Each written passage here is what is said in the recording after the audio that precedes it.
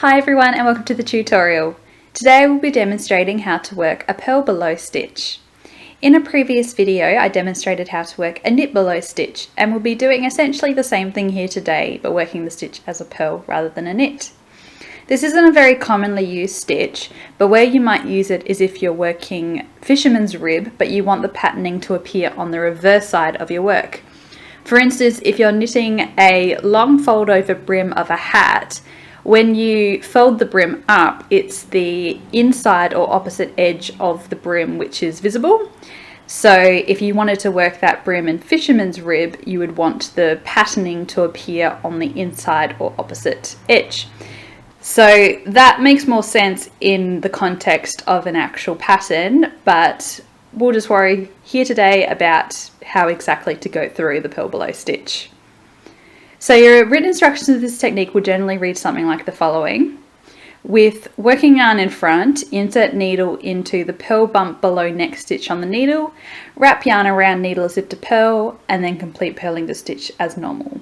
So there's not a lot to this stitch, you're literally just working a normal purl stitch, but instead of inserting your needle into the loop of yarn on your left hand needle, you're going to insert it one stitch lower, so into the stitch that was worked on the previous row or round.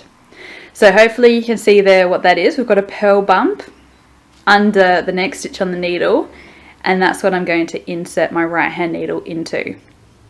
Also, I forgot to mention my working yarn is at the front because I then need to purl this stitch, so that's where I want the yarn to be. So literally all we do then is just purl this stitch as if we would normally. So wrap the yarn around needle and then complete the purl stitch by slipping it off of the left hand needle. And that's it, that's all you have to do.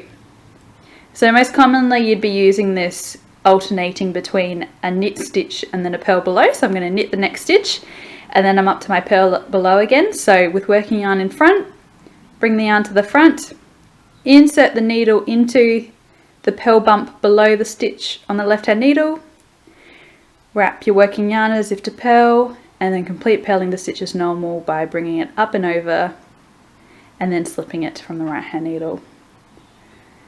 So we'll just do that one more time, knit and then wrap to the purl below, insert needle and purl as normal.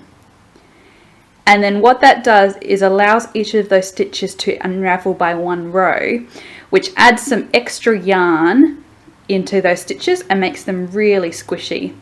So if we flip our work around, these what look like knit stitches are where we worked the purl belows, and you might see they're sort of double the thickness and squishiness of a normal knit stitch, which we achieved by using the yarn from the stitch on the previous row, and that just makes a really lovely and squishy rib texture.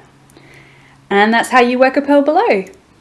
Thank you so much for watching. If you enjoyed the video, please feel free to subscribe to the channel, and if you have any questions or comments, please do leave them below.